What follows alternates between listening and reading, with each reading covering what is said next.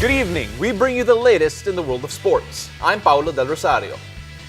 We give you the conversations you want to hear from your favorite icons and athletes. My name is Diego Dario, and in tonight's game plan, we'll break down TNT Tropang Giga eliminating Barangay Ginebra and advancing to the semis. The NLEX Road Warriors game-winning play versus the Meralco Bolts and Calvin Oftana's ceiling in the PBA. Ceiling is the roof. We'll also talk about the epic performance of Afril Bernardino as well as the Giras women's key to winning against India in their upcoming FIBA Asia classification match. And we'll discuss Rubisco Philippines and Chocomucho Philippines' key to success in the Asian Women's Club Volleyball Championship. Buckle up, sports fans. Let's get in the game. It has been a season of game winners in the PBA, and yesterday it was Calvin Oftana's wish that was granted by the basketball gods. Take a look at this, Calvin Oftana's late game winner against the Meralco Bolts, and honestly, it was a play that they said was designed for Kiefer Avena, or typically Kiefer Avena takes it, but Calvin Oftana here, the guy on the receiving end, the guy to finish. Watch it again, Diego. What do you see here? There was a great screen, great play set up by Coach Yang Yao, and as a rookie, that's a great way to finish the game, and the guts to take the shot also for Calvin Oftana. Now, let's continue to break down the Calvin Oftana game winner alongside the results of the quarterfinal games. Now, joining us for our discussion is PBA Rush anchor Carlo Pamintuan. Carlo, you're here again. Thank you for having me again. You're right here. It's so strange na hindi na via Zoom. Tatlo na tayo dito. But then, look, that Calvin Oftana game winner, it just goes to show the trust Coach Yang has in a rookie. Of course, and he proved it in their last game against the Meralco Bolts. He played very well in that matchup, almost carried them to a victory, scored his career high of 34 points. Kaya yung tiwala, nandun na. Yes. I think on the flip side of it, there was a mistake on Meralco's defense because that is literally the last shot that you'd want to allow. An inside incursion coming from any player from the NLEX Road Warriors. In that stage, we usually see the coaches asking for a switch all. Na lahat ng ball screen, so switch na lang ng depensa to be able to stay in front of anyone, whoever it might be. So it was, could have been a miscommunication between Bong Quinto and Cliff Hodge. And we saw that Quinto even tried to grab the jersey of Calvin Oftana, which could have resulted to a foul.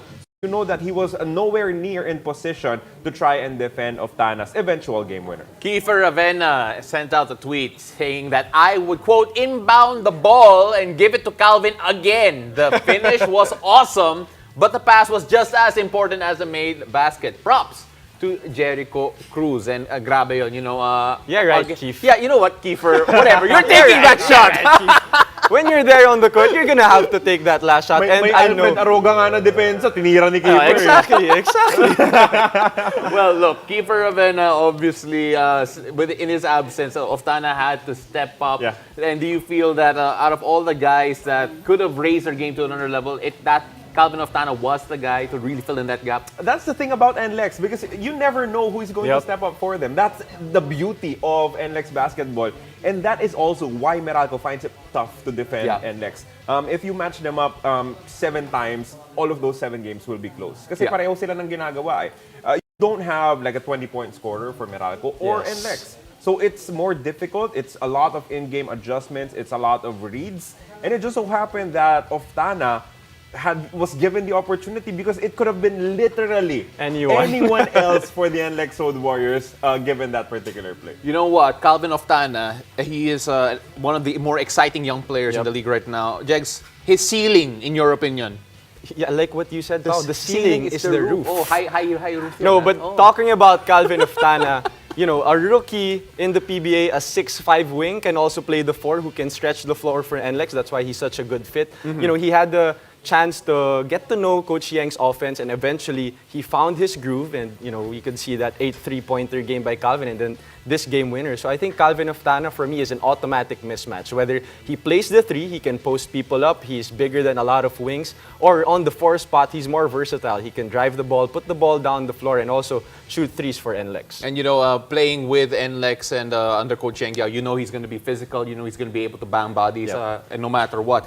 Let's look at the key takeaways there, Carlo. You look at that matchup in particular between NLEX and Meralco. You mentioned that there's just so many weapons for NLEX to have. Talk about Meralco now. What do you think they need to adjust just to be able to get over this one? The keyest takeaway for Meralco The keyest is not to call a timeout late in the game when you only have one and you're already expecting the NLEX Road Warriors to give up a foul. They were scrambling at that stage. You know that Meralco was just expecting a foul to be called. But Bong Quinto, unfortunately, called a foul, and it was their last. So whatever happened in that game, if Macbelo made or missed both free throws, it would remain to be a one-possession ball game, which meant that whatever happened, NLEX could tie the ball game on the other side. So if you're Meralco, you would want to give yourself an opportunity to do something about it, whatever happens on NLEX's side. So I think it was a brutal mistake, and it was compounded by the 2 free throws missed by Macbelo for sure. But it's endgame poise, and as I said, NLEX and Meralco are evenly matched. So it's all about getting into the last couple of possessions with a good advantage. And unfortunately for Meralco, they made the mistakes, and NLEX made the basket.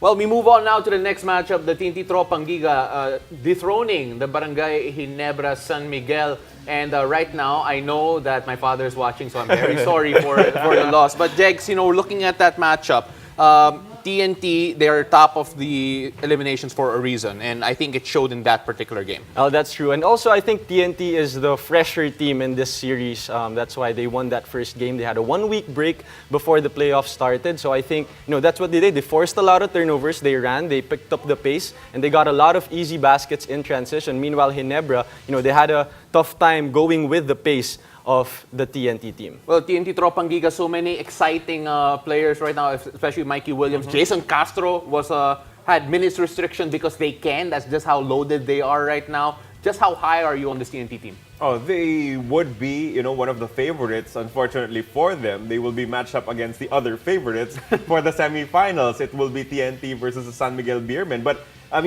those two teams are just at another level, I believe, right now. Yes. I think the winner of that matchup will be favored to win it all in the Philippine Cup. But Paolo, when are you heading to Boracay? You know what?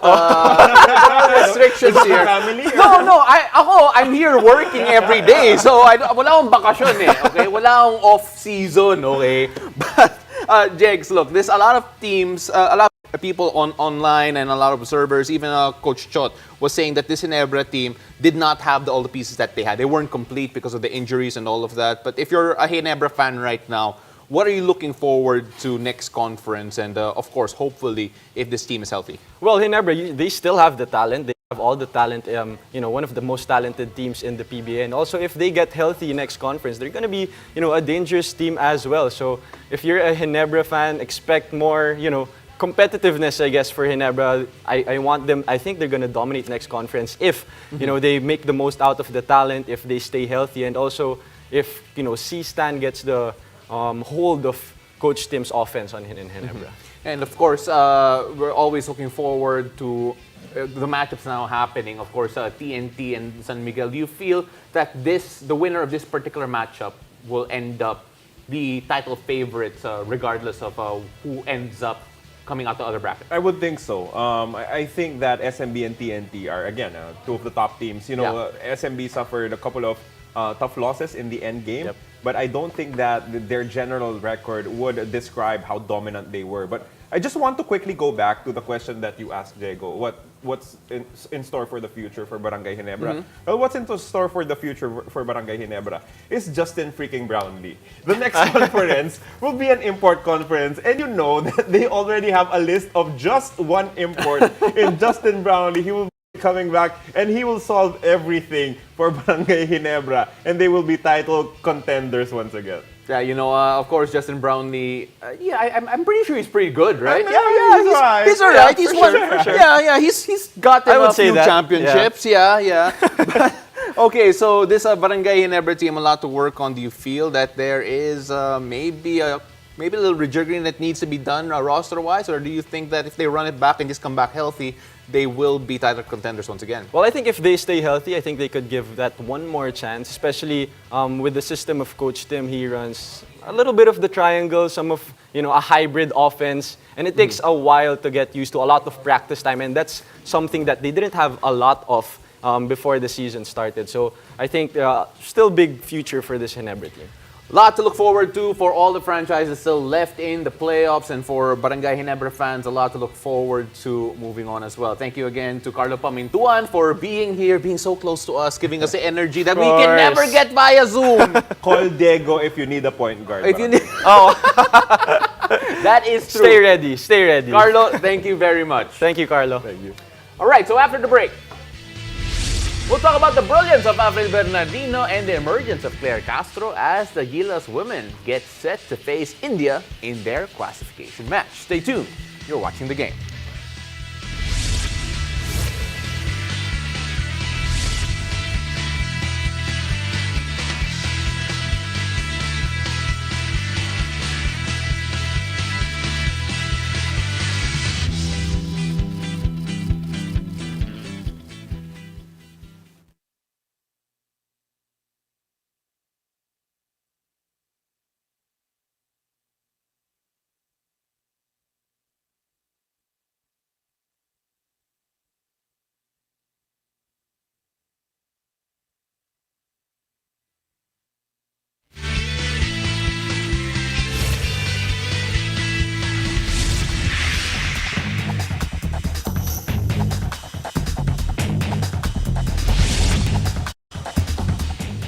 Welcome back to the game.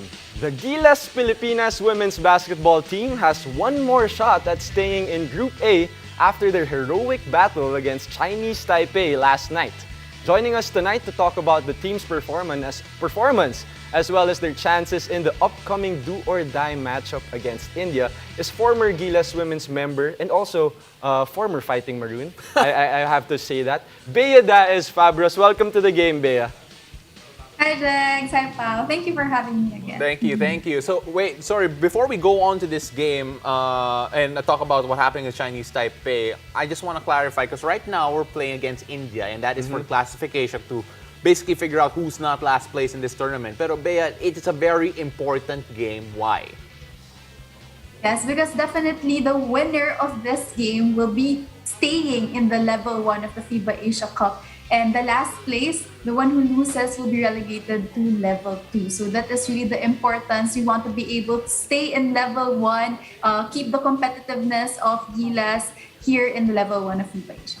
All right, so let's talk about last night's game against Chinese Taipei. Just your general thoughts about that one.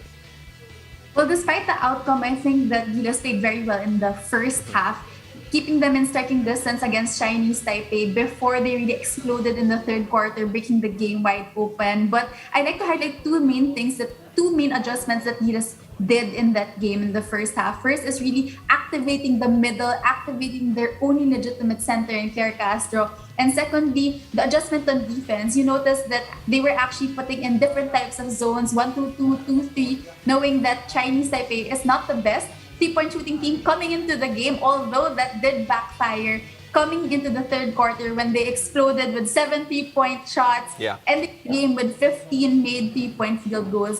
But nevertheless, good adjustments that they did in the first half. Bea, I'm gonna hit you with the most base level analysis that I can give, and then you can expound on it, all right? Ang galing ni Afril Bernardino. Grabe. Grabe yung swag, no? Oh, The confidence. ibang klase. 24 points, 14 rebounds, 3 assists, and 2 steals. Okay, Bea, explain. I have no other words for it. Well, what more can we say about Afril Bernardino? Her monstrous stats speak for itself. A monstrous double-double for her. Parang college days lang. Similar stats during Nag-match up ba kayo yan, Bea? Yeah, ay grabe. Grabe kapag kalaban nahihirapan talaga ako dyan kay Afril. But then she's really clearly the leader of the Gilas team. And she's a two-way player in the offensive end. She's given the green light to score. She can put the ball on the floor, drive hard to the basket, be very creative around the rim. If she's not unable to make the shot, she goes down, back on defense, gets that rebound, blocks the shot of her defenders. Really, her leadership by example is what she brings to the table, what she brings to her teammates to hopefully feed off her energy. Well, she's amazing. She was amazing in their last few games. But Claire Castro going up against the bigs of Chinese Taipei. Your thoughts about this one? Well, definitely for Claire Castro, this is the breakout game that we've been waiting for her. Yes. Kudos Coach Pat and the rest of the coaching staff making the necessary adjustments, recognizing the fact that she is the tallest player on the floor last night, standing at 6'4". That's why they really were very deliberate about putting the ball inside the paint, making her seal her defender, giving her looks inside, and kitang-kita with her style of play yesterday na mas kumpiyansa siya. She was getting into the groove of the game, and this is very important for her coming into the game against India tonight. Since we're talking about India and we're talking about Claire Castro at the same time, so again, just to remember what the stakes are, if Gilas wins, they stay in the top division Crucial of women's basketball in the Asian region. And actually, you gave 3 keys to winning. We'll focus on the third one first, which is utilize Claire Castro in the paint. You talk about how it became a breakout game for her in the last game. How big will her role be here in a must-win game for Gilas? Well, we all know that Gilas is putting in a much smaller lineup versus the 2019 FIBA Asia Cup lineup that we had. And as I mentioned, Claire Castro is the only legitimate center. So a lot will be expected from Coach Pat, from her, and hopefully she will be able to deliver, to bring out a lot more options offensively, because I'm sure India will be guarding all our shooters outside. So putting it into the paint will give a lot more options for Gilas. And for your second key, you said dictate the tempo of the game. I'm sure you played against India back in 2019, right? What's the pace that they play in, and how will Gilas Pilipinas take advantage of that? Well, because we are a much smaller team versus India, what we can utilize is really our speed, our quickness. We have to be very pesky on defense, put the pressure on the ball handler, and run the break, run on transition, because that is where we thrive, in transition. And actually, in our game versus India in 2019, we scored 31 fast break points of 22 turnovers forced against India. So this is definitely something that we can replicate once again at the onset of the game. Well, we talked a bit about how this India team is actually still taller than the Gilas team that we have out there. So, because of that, shooting is going to be important, and that's actually your number one point here, set up the Gilas shooters. Can you talk a bit about what they need to do to get those shooters open, and who do you expect to really take up the cudgels of being the ones to hurt them from beyond the arc? Well, we all know that the scorers would be Afril and Janine, but then we do actually have a lot of other shooters in the team. We have Kate Castillo, Ria Nabalan, and the rookie Camille Clarin coming into the game as well. So we need to be able to set them up and come in and shoot the lights out, because in our last game versus India in 2019, we actually made 15 3-point shots. So expect that they will be guarding our shooters heavily, but with Claire Castro being utilized inside the paint, it will give them a lot more opportunities to score outside as well. So if we have that in and out style of play tonight, we have a definitely good chance of winning versus India. We talk a bit about how this team is younger, not as experienced as the ones we sent out in the past. They don't have the reinforcements in the field foreign players. We don't even have Jack and Imam with this group. But then your overall thoughts on how this team has played as a whole, especially the young ones who are really experiencing this level for the very first time.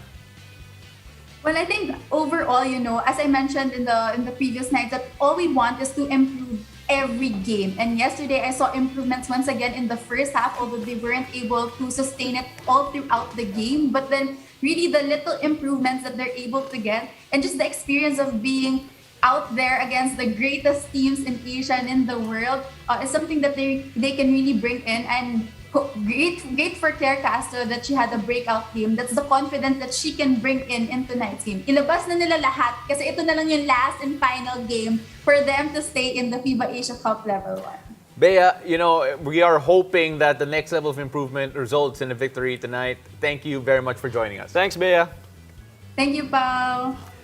Now, we're sending out all our support for the Gilas women as they face India at midnight tonight for their classification match against India. And when we return, we'll break down Ribisco Philippines and Choco Mucho Philippines' keys to success in the Asian Women's Club Volleyball Championship. Stay tuned, you're watching the game.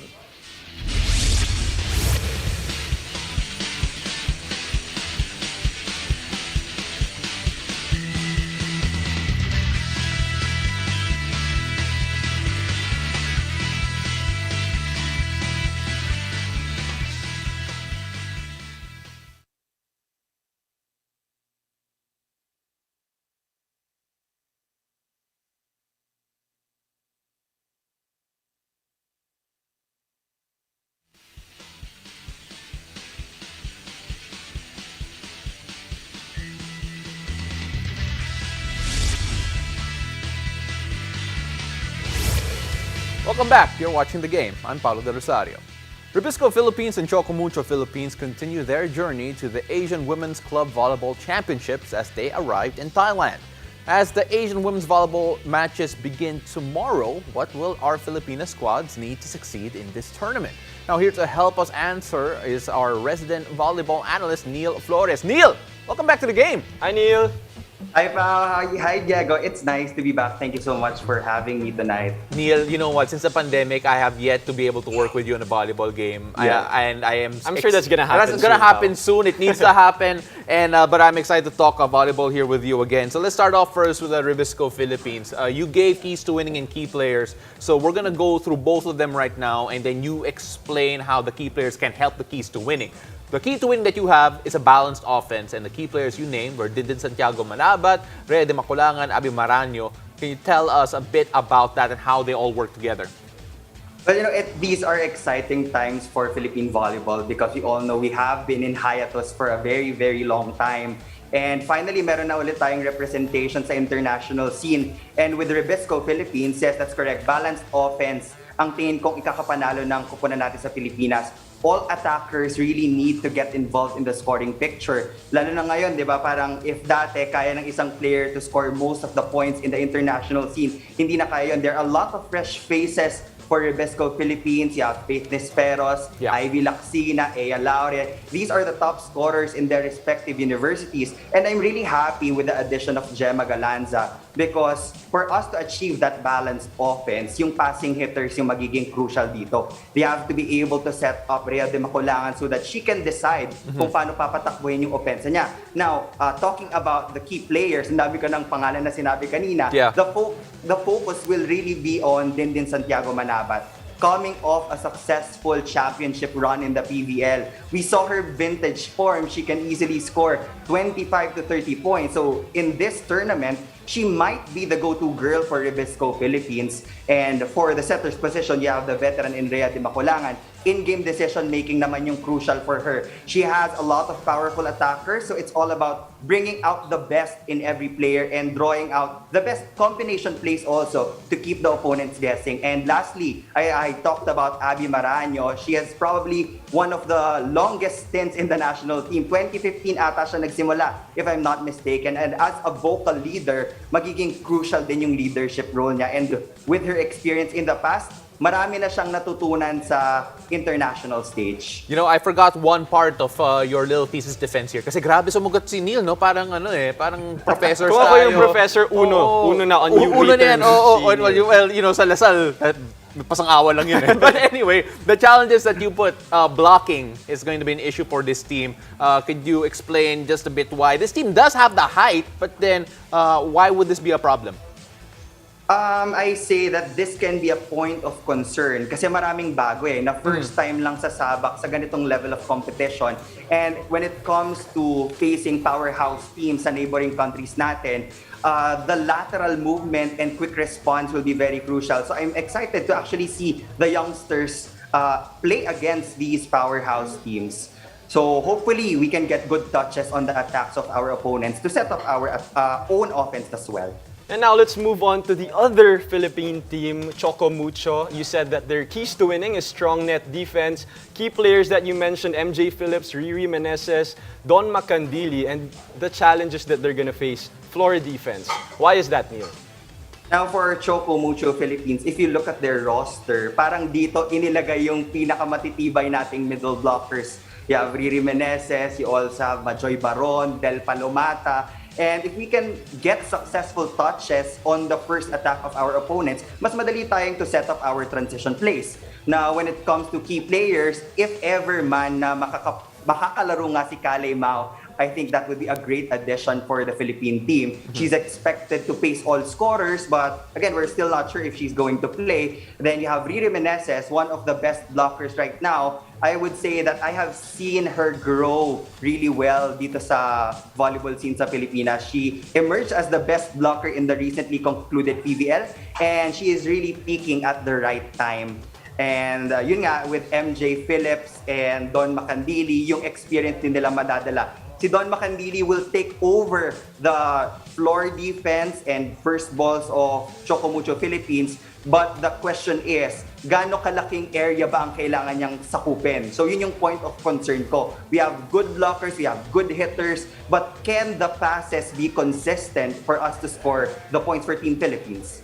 You know, a lot of people are looking at these two teams and they're obviously interested and intrigued by how they'll end up playing, especially at this level of competition. But then the expectations of each of these teams, I'm assuming, will be different because of yung composition nila in terms of the youth, in terms of the experience. Yep. What kind of expectations can we have, Neil, for both these teams?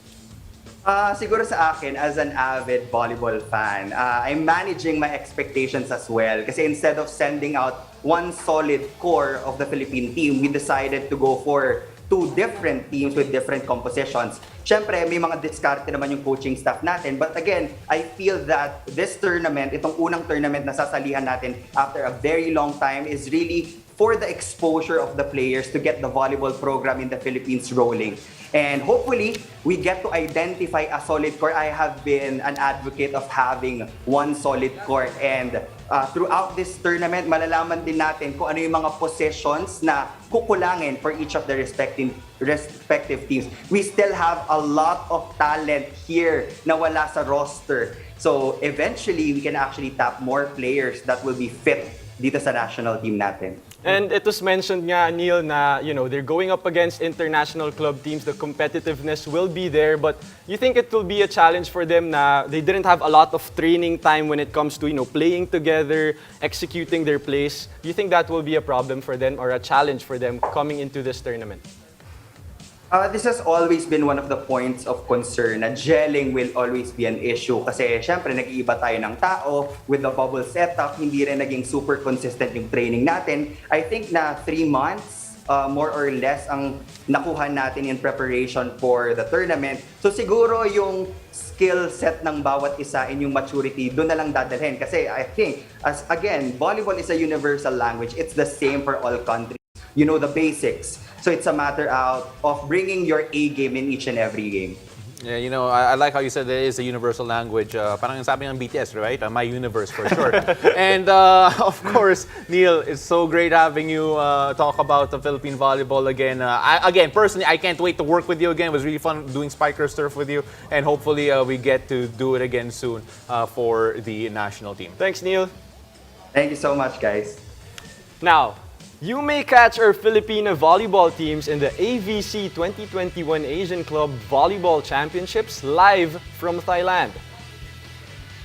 At 1:30 p.m., Choco Mucho faces home team Nakhon Ratchasima QMINC, while at 7 p.m., Rebisco faces Kazakhstan's Altai. Games will be live on One Sports Plus, and via Facebook.